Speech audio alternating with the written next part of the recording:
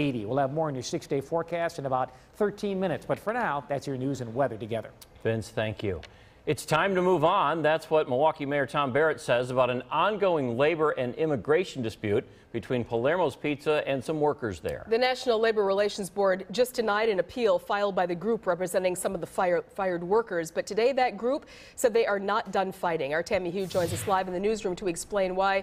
Tammy, you've just gotten some new additional information moments ago, correct? Yeah, organizers for Voces de la Frontera say they accept the board's decision and don't plan to appeal it further. However, they say the company still needs to keep its word.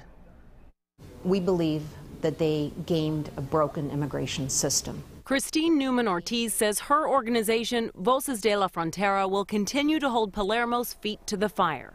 She says Palermo's fired about 100 workers when the company learned of their plans to form a union.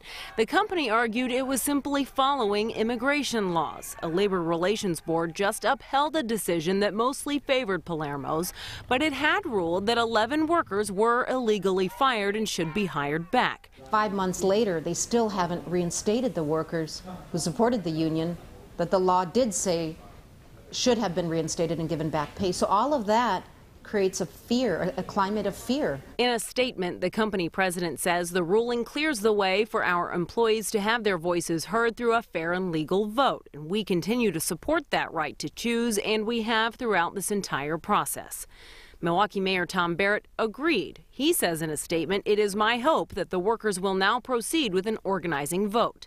Barrett's spokesperson said he was too busy for an interview, but that the mayor has been very balanced on the issue. Newman-Ortiz disagrees and says the workers who were fighting for better working conditions deserved better. I think the mayor lacks the leadership necessary to bring Milwaukee out of poverty. Newman-Ortiz says they will not be holding a vote on whether or not to form a union unless they consider it a fair vote.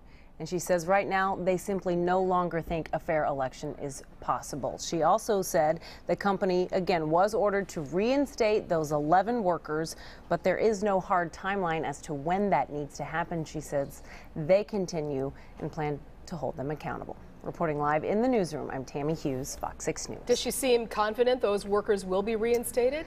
She said the company had said up until this point, used in her words excuse, that this whole thing was sort of caught up in appeal and that's why they were dragging their feet. So they certainly feel, Voces, that there are no more excuses, so they would like to see that. As for the company, though, they just sent us the statement. All right. Well, Tammy, thank you. It's with a heavy heart that I say thank you for the last time. It has been an honor and a pleasure and a joy working with you. This is your last day here. You'll be sorely missed. Thanks. You caught me off guard. You'll make me cry. Thank you. It's been a pleasure, and it's been a pleasure just being able to tell the stories of the people in this great, wonderful city. So it's been a pleasure. Tammy, thanks. Yeah. The Brewers were homer happy last night and hope to build on that success in tonight's game against the Pirates. Meanwhile, another major league team is extra satisfied but extra tired.